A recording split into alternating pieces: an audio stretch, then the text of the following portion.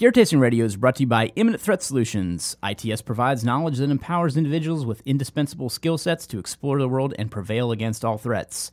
Right now, as a special thank you for all podcast listeners, we're offering 10% off in the ITS store. Simply use the code GTR to save 10% at store.itstactical.com.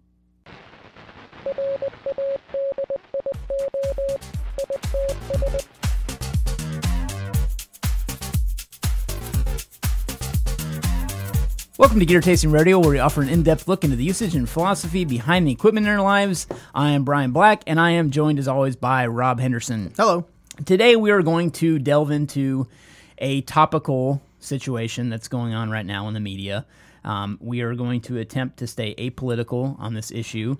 However, it's going to be tough to kind of let our opinions be suppressed, so to speak.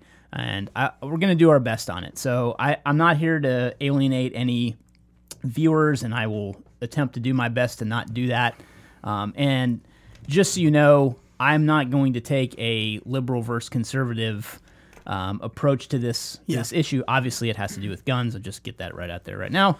However, we're going to try to frame it in the topic of what's really been going on lately with the shooting in Florida. So we really want to try to stick to the run, hide, fight type mentality and discuss kind of some different legislation that's going on, as well as what our opinions are of the situation. I mean, it is a show where we do voice our opinions, and I'm going to do that on this issue too. However, just so you can be clear, I think I've even said it on our Ridiculous Dialogue podcast too, but I have liberal parents. So I know how to, I mean, it's kind of a joke around Thanksgiving because both my sister and I are one way and my parents are quite the opposite. The other. Yeah, as well as my grandmother. So it's always an interesting conversation around the dinner table when we get into current topics that are trending. So what I really want to focus on, though, is that, I mean, these mass shootings continue to happen, and it's tragic. It really is. And I get the impetus that, your love and support doesn't mean a thing. A lot of people like to say that, too. However, I tend to disagree with that. I think that the more people talk about it and the more conversation we have going, hopefully it will be for the better in the future. I don't think that it's going to happen overnight. However, I feel there's some things that we can do that aren't so polar in terms of that's what I was going to say. Everybody treats people. It like we're so far apart. Like there's two groups that are just standing on opposite cliffs and there's no middle ground. There's obviously a lot of gray area when it comes to this kind of stuff. And so it's you can't swing it one way or the other without breaking a few eggs. Yeah, I mean, it's tough to broach the subject.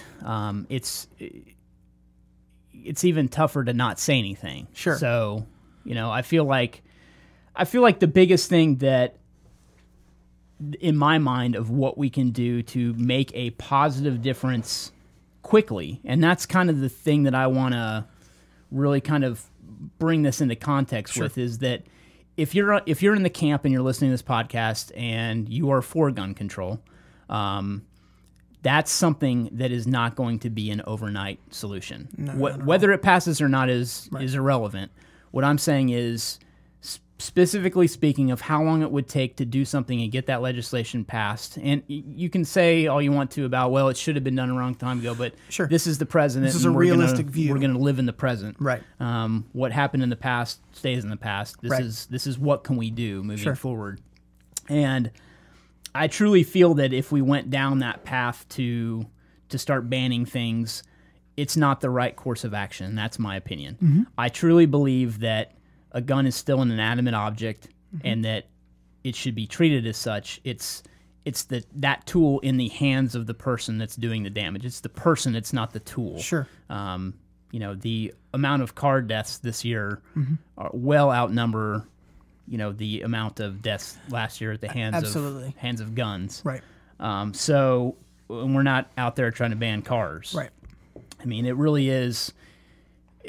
I don't know. It's a slippery slope. It is. It's a very tough, slippery slope. And the way that I always start not that I'm, debating with people or whatever, but usually there are a lot of things that are brought up as analogies, like driving, right. And to say that, you have to have a license and all that kind of stuff and a lot of tests. But at the heart of it all, because of the way that we're structured, is legally the right to own arms is in the Bill of Rights, and it's codified in U.S. law. So anything that would have to change that would have to start there. Like driving laws and house building code and all that kind of stuff is not codified in the Bill of Rights. So if we start there, then we realize that this is different, and that's why it's not the same thing. And so it's very difficult to talk to people about, like, well, meaningful change would have to start with a complete revamp of already existing law. And it's real difficult to get that point across sometimes. But like you said, it's not, this isn't going to be an overnight thing, but there are things that we can do now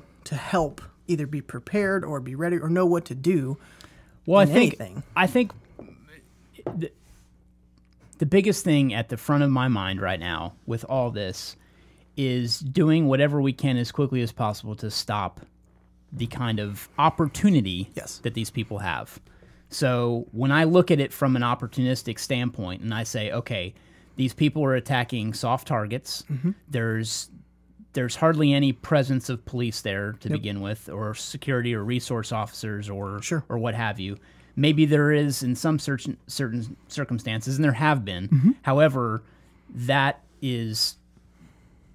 it's low in the aspect of what it could be. Right. And I also believe that school security across the country is not at all the same. Now, I'm not saying that we need to put school security in the hands of the government. That's not what I'm saying. It should be a state and local government run situation. However, I do feel like increasing the security and the access to schools should be something we look at immediately. I also feel that we have a very huge veteran workforce and unemployed workforce as well that could step into the role as security resource officers across the country. And, I think there'd be many of them that would be happy to take a job doing something like that. So, I also feel that there's bad apples all across the board. It doesn't matter where they come from. There's bad apples in every walk of life. So the screening process would have to be, severely vetted in that situation too. And that comes back to a discussion about the government not providing the proper acknowledgement to whatever was it NCIS database? NCIC database. So a lot of that wasn't being done, hence the reason that I think when one of the last tragedies, someone was able to get a gun that shouldn't have based on their discharge, and that wasn't being reported. So, I mean, there's a lot of work on that front that needs to be done as well, before you can just do an across the board, like, let's just hire a bunch of veterans. Obviously. But I do feel like there is a strong veteran workforce that would be glad to step into that role. Well, and like you had said, a soft target, and I think that's such a great point because they're being selected because they are a soft target. Agreed. So if the problem is this is a soft target, what can we do to make it a harder target? Even a lot of the stuff you've done on the home security of how you can secure a building to make it a harder target, to make somebody think, nah, I won't go there.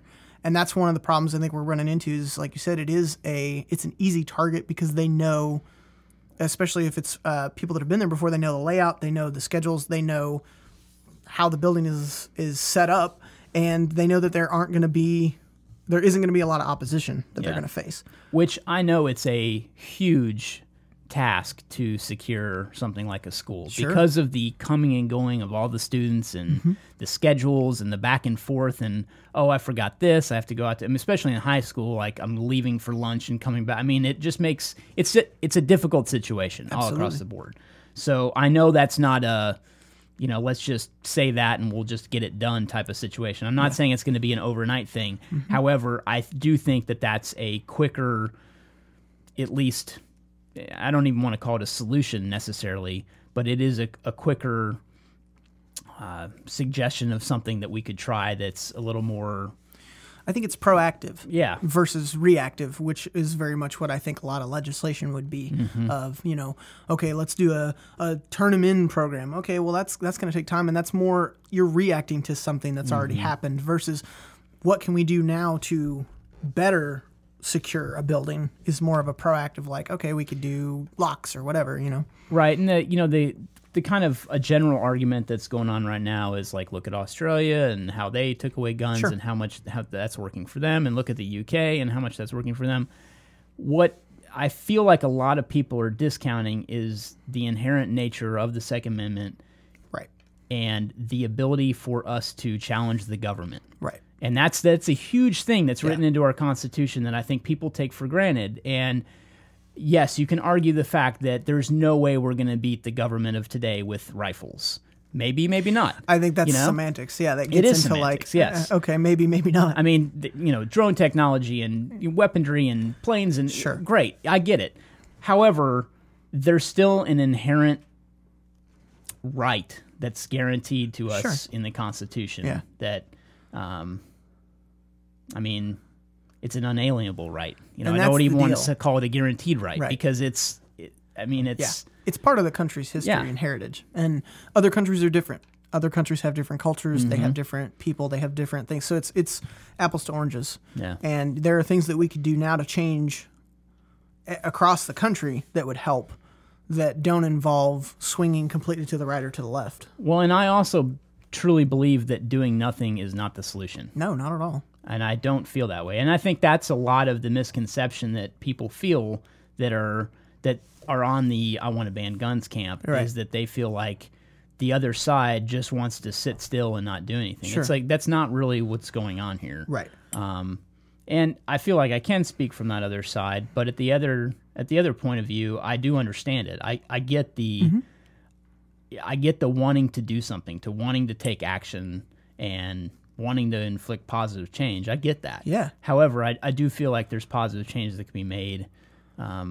without having to go to one extreme or the other. Yeah, because I think the worst case scenario in my mind is that we would enact something like gun control, and then these things would keep happening because we didn't plug the right hole. Yeah. We didn't solve the problem that existed, because I think there's a lot of issues with, like you said, not documenting the correct procedures when it comes to federal databases and things like that, or like the NCIC, anything for background checks, or just mental health in general, just helping people who are struggling with getting the help they need. And you can go back to the FBI issue with this whole thing and say, should the FBI have done something? Well, that's neither here nor there.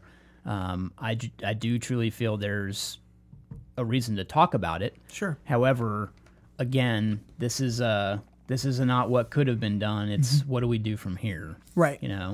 And that's the thing. I think if we can come up with what to do from here and actually start moving in some kind of direction, it's going to be for the better. Yeah. However, I do feel like there's been a lot of inaction.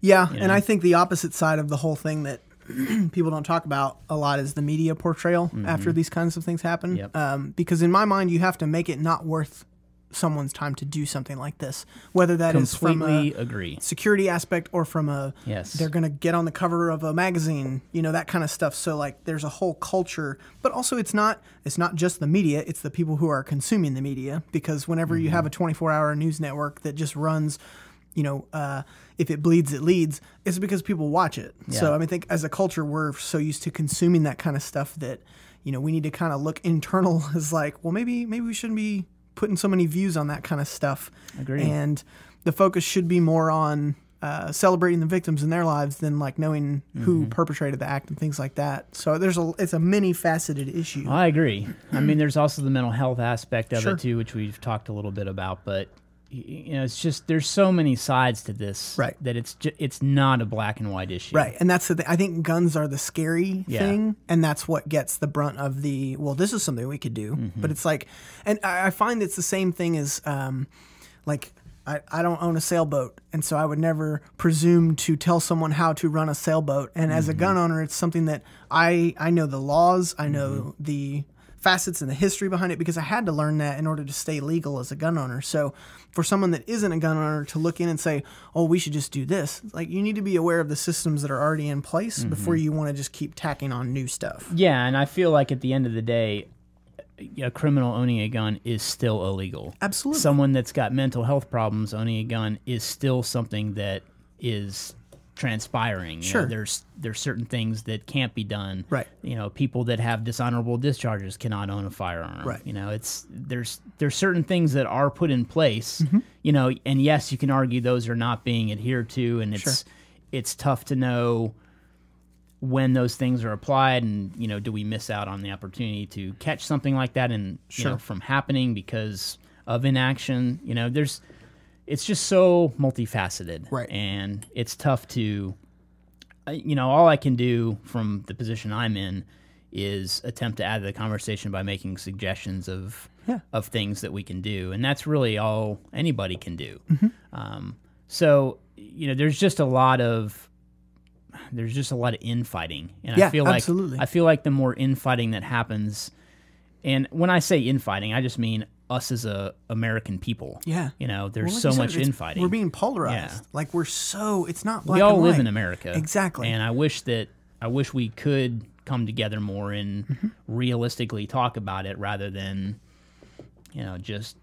just turn it into a black and white issue. Yeah. And that's really what's been going on. And the media does, like you said, the media helps portray that as a black and white issue. It's really not a black and white issue. Well, and I think it's unfortunate that we can really only talk about these things when they're happening versus, in the times where it's not happening, everybody kind of seems to fall silent on, and that's one of the things that we try to do is talk about security and remaining prepared and ready for that kind of stuff, because it isn't just when it peaks in the media, it's all the time. You should always be ready to treat somebody for medical issues and things like that. It's the whole when did Noah build the ark thing before the flood, right? And so we only seem to talk about it during the flood, and then it just kind of peaks and valleys. And so I think that there are things that we can do no matter what. Violence is going to exist, so how can you teach yourself or your children or whatever to be more prepared for anything? It doesn't have to be an active shooter. It could be a violent event or an earthquake or anything like that. I mean, a lot of the steps are the same. Well, and I feel like that kind of brings us back a little bit full circle to the run, hide, fight stuff that we talked about in the beginning.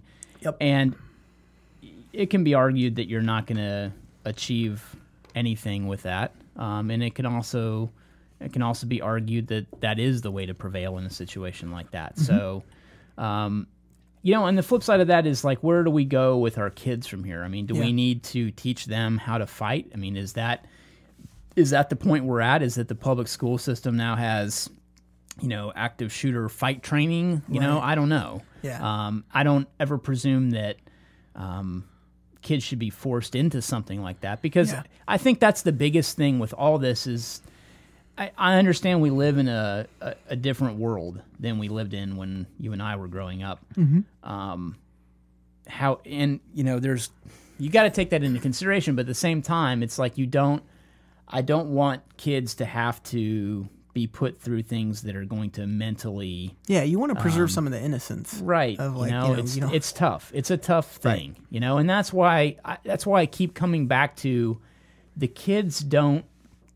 Like, the kids don't necessarily need to be the ones that are on the hook for proper training. Right. I feel like the responsibility lies within the school to properly secure the environment, and have the right tools at the school's behalf.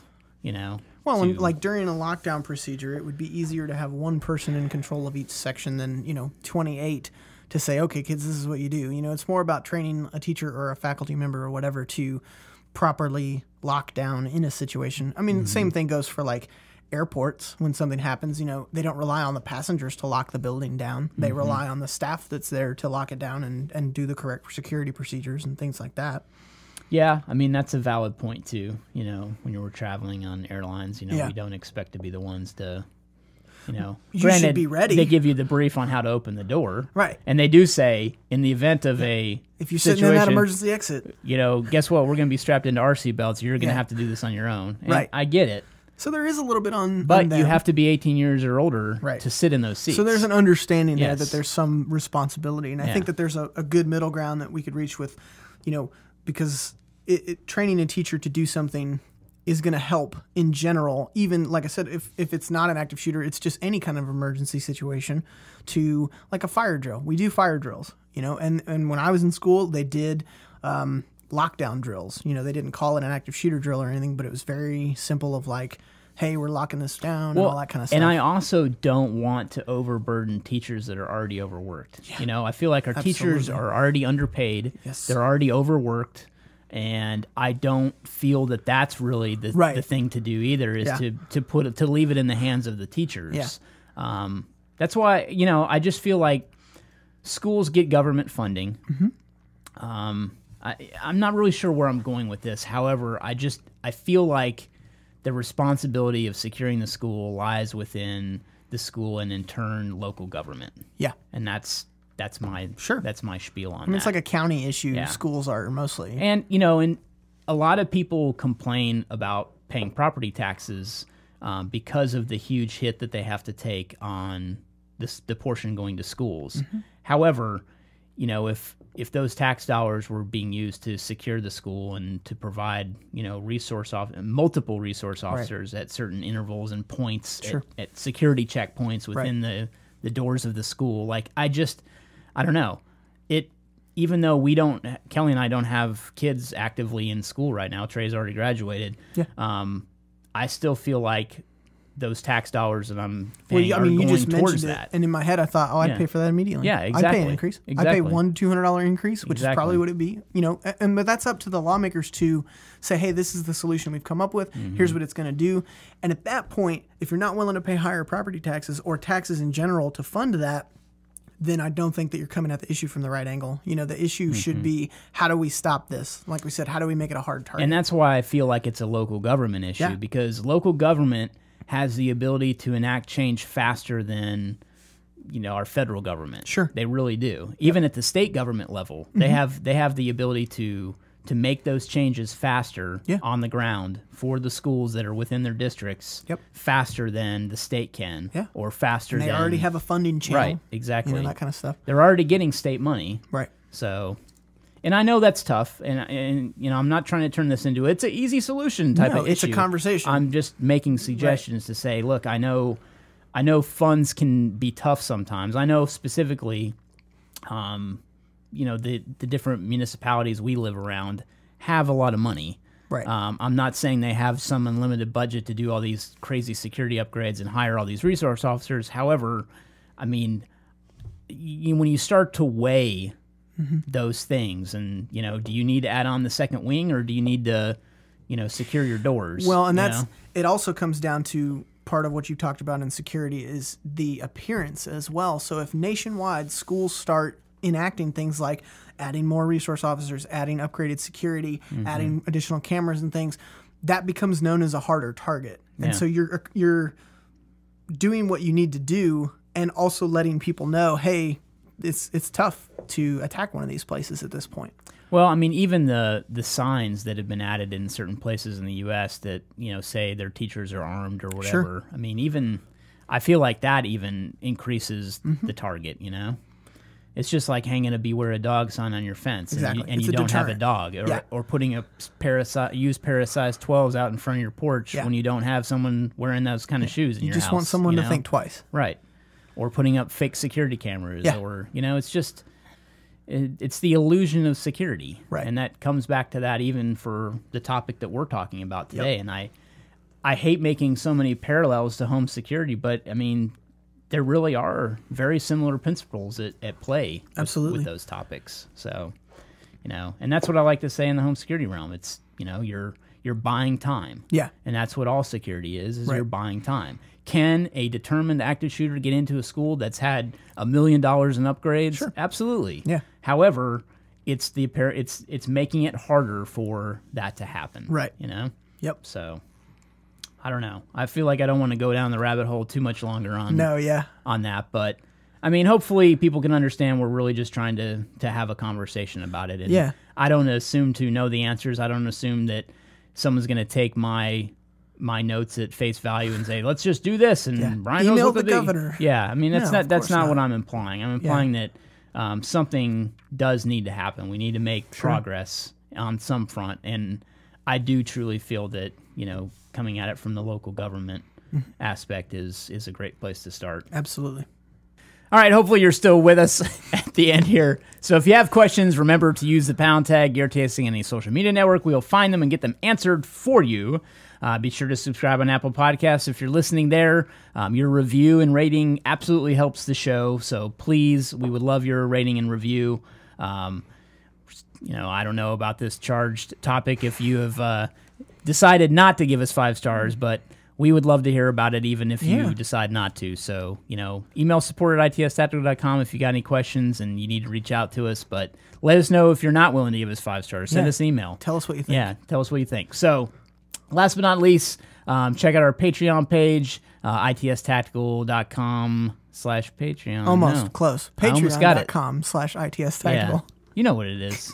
Hopefully you've been listening long enough and you're our supporter on Patreon. We've got lots of things to give you in return for your pledge to support us. So head on over there. We would very much appreciate your support. Thanks for listening, and we'll see you next week.